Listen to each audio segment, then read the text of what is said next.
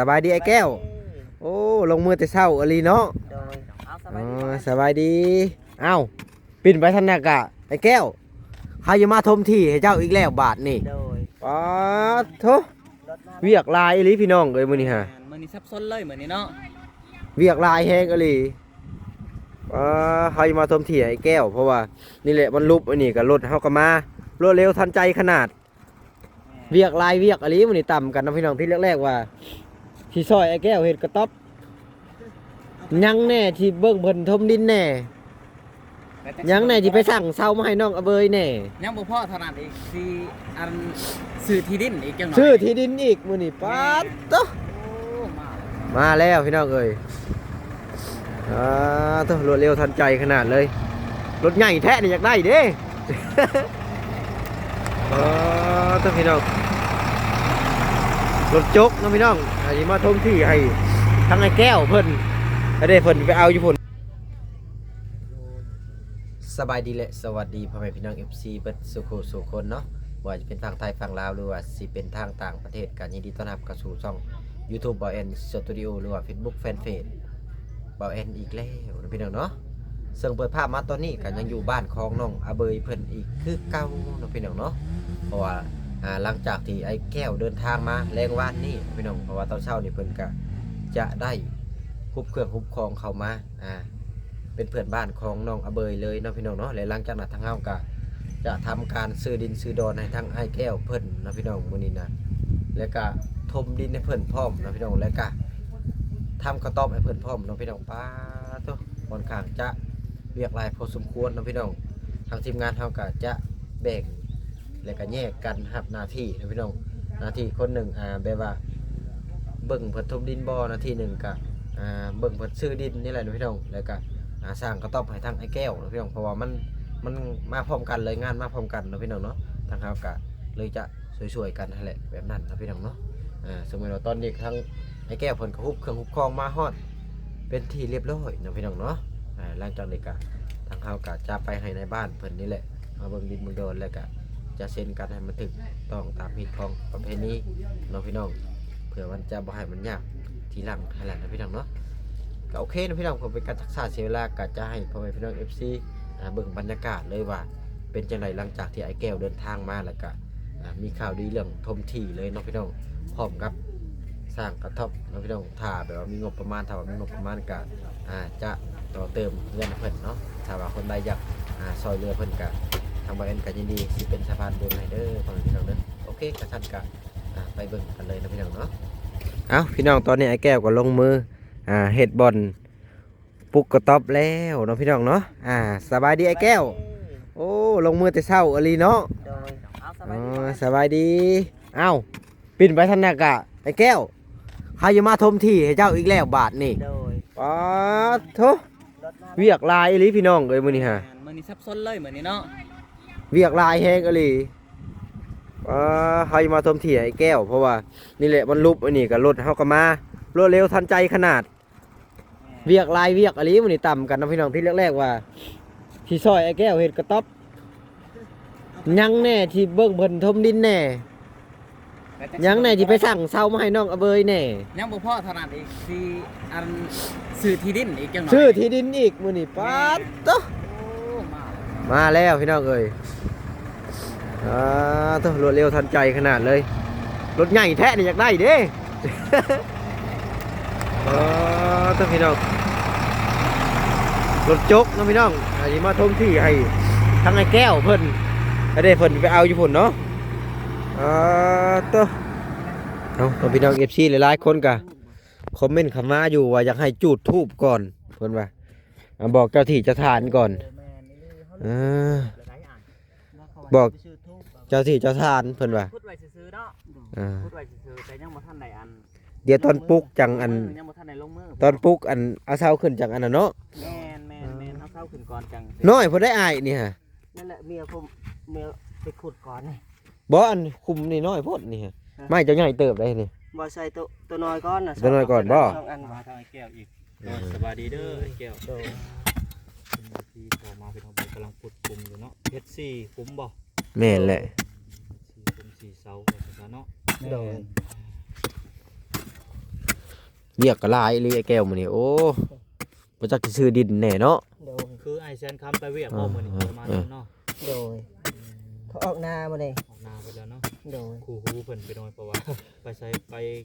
ตลอดว่าซั่นซะเนาะ แม่ ไปนำกัน เราก็โอ้เราก็สวยสุดขีดเลยเราก็ได้ทั้งรถจักรทั้งรถไถตะกี้ก็เนาะพา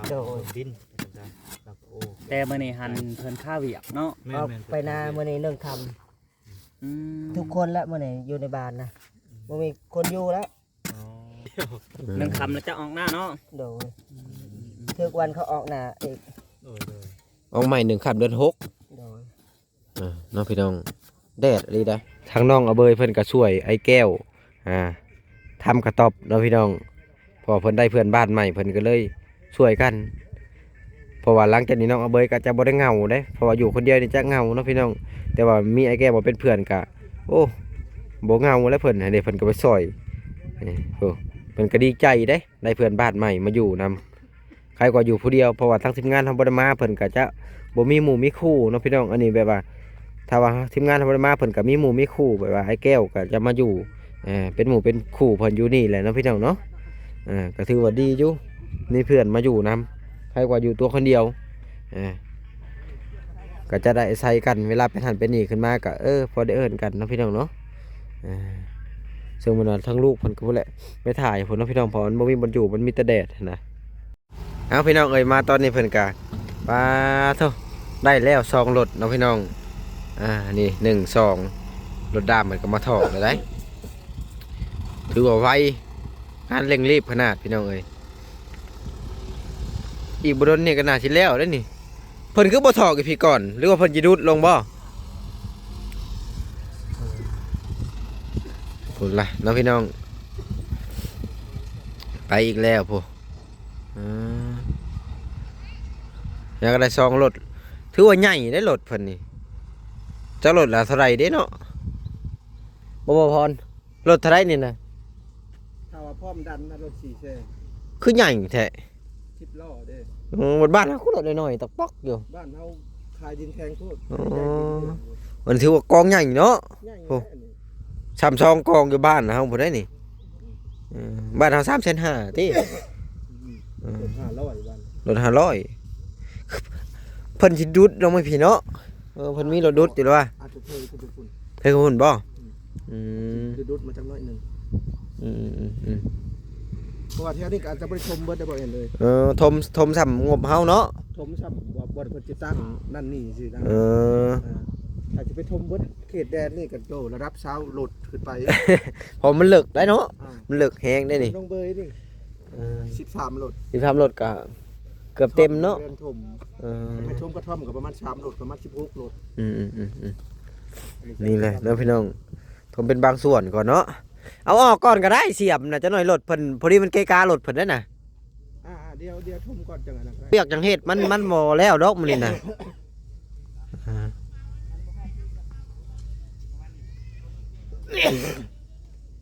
15 เมตรลองโยกเบิ่งโยกกะกะสิแบบว่าใกล้เคียงหั่นแหละเอาพี่น้องตอนนี้ก็มาเป็นรถที่3แล้วพี่น้องเพราะว่ารถด้ามนะมันมี2คันรถนะคันน่ะไล่ลังกันขึ้นมานั่นแหละนะพี่น้องคันที่3คันนี้นี่แหละหลังจากที่ทมแล้วเพิ่นก็จะเอารถเกตมาเกตเลย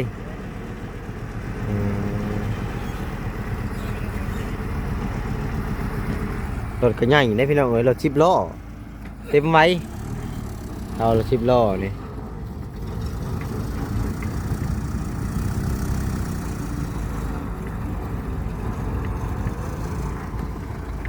นี่เลยโอ้บ้านไอ้แก้วน้องพี่น้องเตรียมเฮ็ดบ้านไอ้แก้ว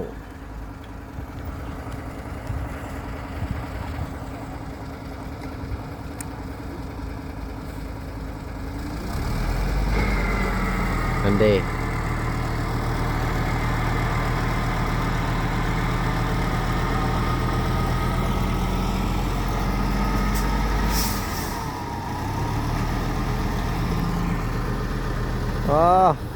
รถ10ล้อมันใหญ่อยู่แล้วพี่น้อง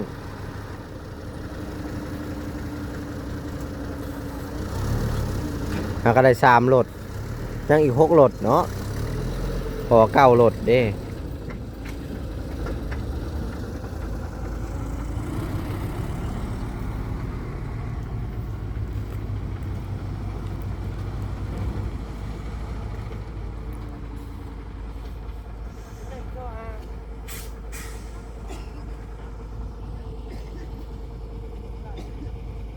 เอ้าไอ้แก้วเพิ่นกา ญาติอันนี้มันใกล้แล้วมัน หลังจากที่เพิ่นมาถอกกับโอ้เก็บขี้เหงื่อเลย เจ็บจริงอ่ะ ฮอดนี่บ่ไอ้แก้วบ่เฮากะกะเอาเลย ให้เราพร้อมๆเขาเด้อให้ ล เรา องวัดลองเบิ่งมันคือแต่ละเม็ดนี่เลยเด้ เออ คนชื่อแต่ละเม็ด วัดแบบคร่าวๆนะกะฮอดนี่เนาะ ไปหา เออ ไป ก็มีแต่ว่าเฮากะทั้งนั้นเลยเนาะเพราะว่าดินนี่เขายังบ่ทันซื้อนะพี่น้องเพิ่นยังถ่าในบ้านเพิ่นมาก็เลยถอกดินก่อนเนาะเพราะว่าเจ้าของรถถอกดินเพิ่นมานะก็เลยเฮาทั้งเฮาก็เลยเอามาถมก่อนนะพี่น้องเพื่อว่าให้มันแล้วทีละอย่างหั้นนะถ้าว่าเฮาสิเฮ็ดบาดเดียวปุ๊บปั๊บมันสิยากอันนี้นะ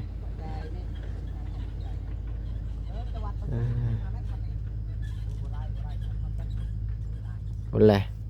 ทางเพิ่นก็ได้เนาะอาจารย์อันนี้ไอ้แก้วนี่เก็บเลยเอาไม้คำหนึ่งเนาะเดือน6โอ้มือสันวันดีตัวนี้นี่เสียที่ดินเฮาบ่ฮอดพี่เนาะ ดู เพราะว่า ฮอดประมาณนี้แล้วบ้างวัดเราบ่ยังนั่นกะ บ่ความหมายว่าเฮาถมดินนี่มันบ่ฮอดพี่ มันจะฮอดแต่ทางเทิงหั้นนะยกตัวอย่างไปว่าอะไรสมมุติเฮามีงบประมาณทางไอ้แก้วของเฮาสิเฮ็ดดินก็มีแต่เฮ็ดทางเทิงก่อนดินให้มันถมบ่ฮอดพี่ได้นี่แหละมาอีกแล้วเนาะพี่น้องเป็นคันที่4เนาะบัดนี้นี่เด้คันที่4คันที่4แล้วบาทนี้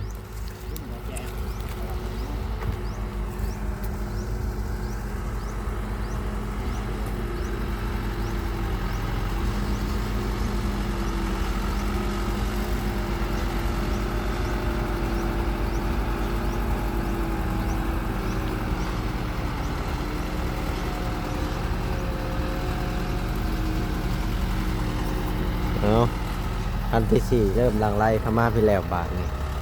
เดี๋ยวตัวน่ะตามหลังขึ้นมา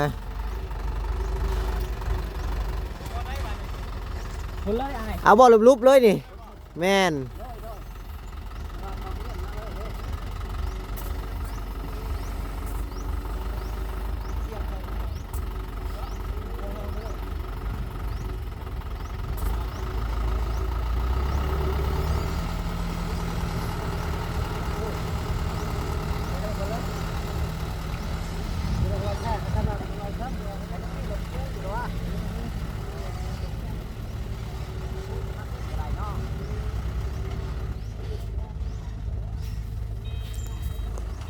เอา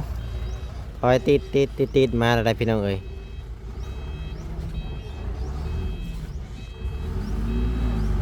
แห้งเนาะรถอะไร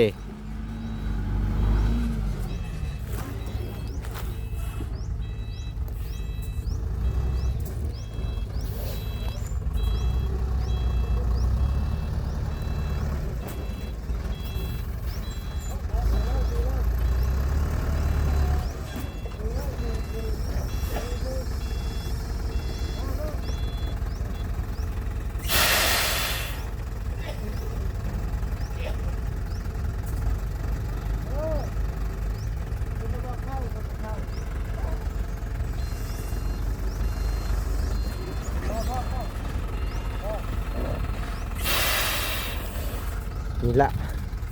คันที่4เนาะพี่น้องยังอีก5รถ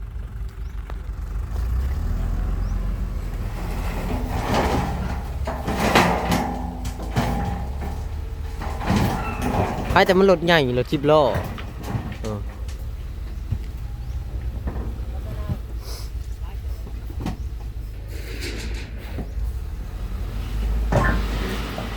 เด้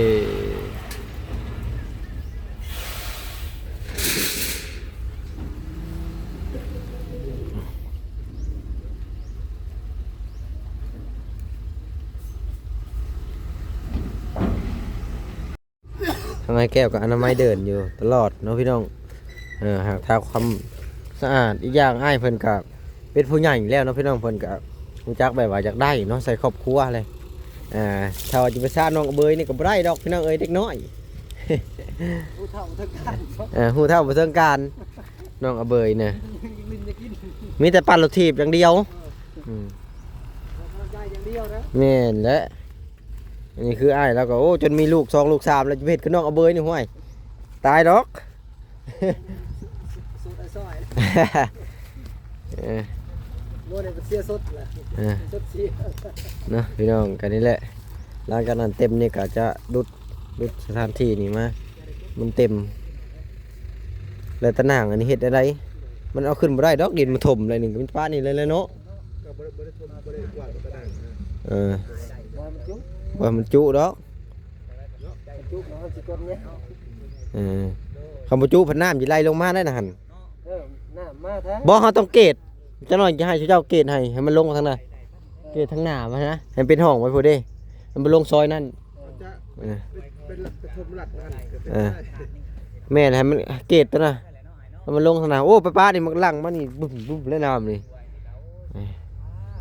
โอ้กำลังได้4รถเนาะพี่น้องเดี๋ยวรถที่5กลับมาแหละเอ้าเนาะพี่น้องรถนี่ก็เป็นรถที่10เนาะรถสุดท้ายแล้ว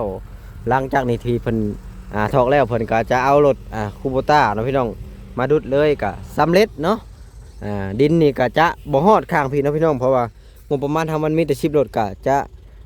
ทูให้มันเพียงด้านเทิงบางทีมีงบประมาณทางผู้ใหญ่เฮ็ดเฮือนได้ซานต่อเนาะหลังจากที่สร้างกระต๊อบแล้วหั่นแหละก็จะ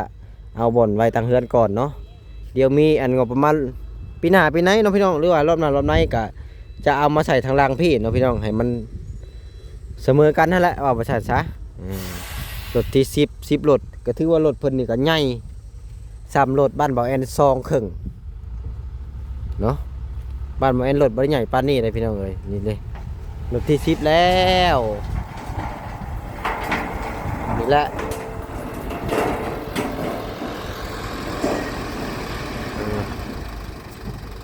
10รถสุดท้ายเนาะหลังจากนี้เพิ่นก็จะปั๊บเนาะพี่น้องทูมาให้เพียงแล้วก็เสร็จสิ้นในการถมที่ของไอ้แก้ว